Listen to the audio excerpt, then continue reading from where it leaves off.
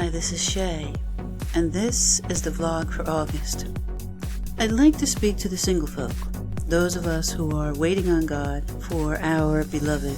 And since I have been in the marriage relationship and am single at present, and have done the bad girl thing, and have been doing the good girl thing, I can speak. I want to say that as a single, the closer I get to God, the stronger my single walk is. I do desire and I do crave that earthly love, true love, and one's soul's mate, but I'm not jonesing for it, and I'm not out there looking and seeking for it or trying to manufacture it or out there just dating to date. I think that's all a waste of time usually. Sometimes people find their person and most often they do not. Since I've been on a whole bunch of different levels, it makes a difference where your mindset is. It makes a difference where you are emotionally. It makes a big difference where you are spiritually, and thus physically. When you are emotionally distraught, then you're hungry, you're needy, you're vulnerable, and people can pick up on that, male or female. When you are mentally vacant, and you are needy there and you're seeking someone to fulfill something that another person really can't fulfill. Only God can do that. So if you're vacant in your soul, it puts you in a vulnerable position because you're going to attract people who are going to prey upon you and who are going to use you. And most of the time, those type of people are going to use you, abuse you, and then kick you to the curb or just drop you, dismiss you, etc. And you're going to be left worse off than when you started. Also, if you're physically addicted, if you're needing love and you're trying to fulfill it physically, sexually, sensually, that's also a dead-end road. Been there, done that. That's when you're trying to fill the love void with just sleeping around with everyone, anyone, anytime, anywhere. For those of us who have learned, that doesn't work either. The closer I get to God, the more independent I am, which is very nice. Very nice to be independent of that need, because love is a beautiful thing. When you have it, warts and all, good and bad, highs and lows, sweet time, rough time, it's really a magical thing. And I'm a wholehearted 100% believer in true love, which is like the highest level that usurps every other type of love. That's the way God made it. That's the first thing he made. When he made man, he made woman, the very first thing he made was true love. It wasn't business, it wasn't anything else, it was love. So, people who try to poo-poo it off don't really know what they're talking about, don't really emotionally understand or spiritually understand that that's like the highest form. Who your master is, who your mate is, your true love, and then what your purpose is, what your destiny is. Those three things are critical. So like I was saying, spiritually, the closer I get to God, it's nice to be totally dependent on him and independent of most people and interdependent on beloveds, the circle of people that we have, the closest people to us. And I believe that's the way it should be. Because otherwise, you leave yourself open, wide open to vulnerability for anything and everything coming down the pike. You'll fall easy, you're not going to have discernment, you're not going to have wisdom, you're not going to guard your gates. God always talks about guarding your gates. All our senses, our five senses, sight, smell, hearing, taste, touch, guarding those gates. Before you let anybody enter into your zone, into your presence, you have to guard your gates. Then there's a sixth sense, which I have. It's that knowing, it's like that animal thing. And then there's the seventh sense, which I have, which is discernment, which is really an amazing gift. If you don't have it, you're not going to understand. And those of us who have it, it's really a blessing. Oh yes, I want to also say that it's really critical to guard your gates, because once you allow yourself to love, fall in love, and it's the wrong person, oh man, it takes a whole lot to dig up out of that and to get away from that and to remove yourself from that, to divorce yourself from that. Whether you can do it or the other person does it, or whether you have to force the other person to do it for you. The last man I loved, he knows who he is.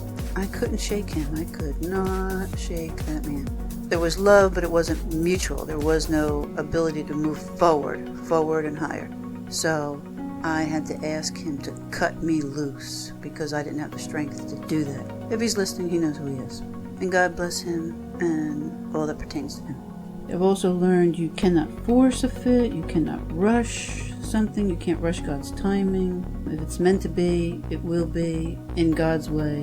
And I think a lot of times when we engage in the dating sites, It's like we're trying to rush something, manufacture something that we haven't trusted God for.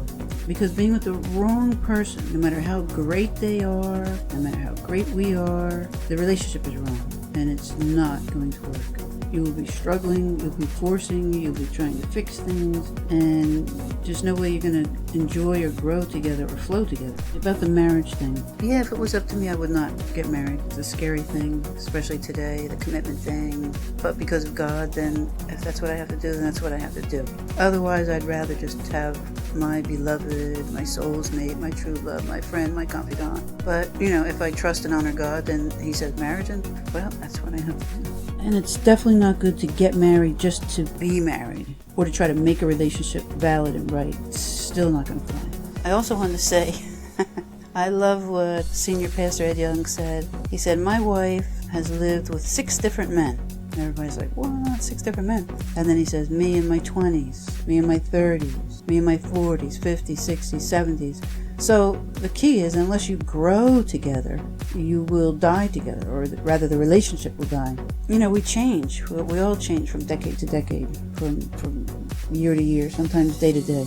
And if you don't grow together and you seek satisfaction and fulfillment elsewhere, that's only going to cause more damage to each other and collateral damage to your relationship and to your children if you have children. And remember, dysfunction breeds dysfunction. I also venture to say love ain't nothing without respect. Without respect, I don't really think anything is valid or viable. You can't trust, you can't have understanding, you can't have loyalty. You can't have anything of high integrity without respect, mutual understanding, even if and when you disagree, because you're going to have disagreements because you're both 2 different individuals from 2 different backgrounds. Remember, don't believe people's words most of the time. Don't believe their actions, believe their patterns. Don't believe someone if they tell you they love you and then proceed to disrespect you.